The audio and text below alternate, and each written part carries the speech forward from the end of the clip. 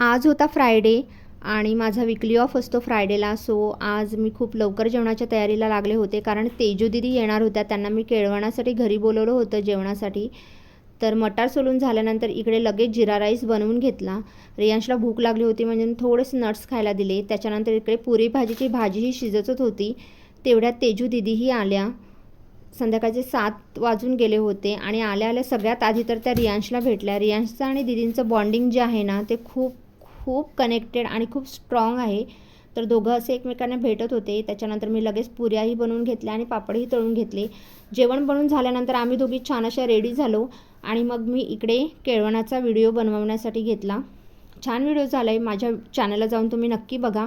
तो मी already upload केलेला आहे.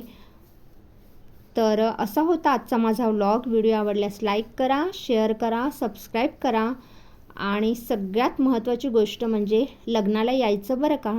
चला तर मग बाय.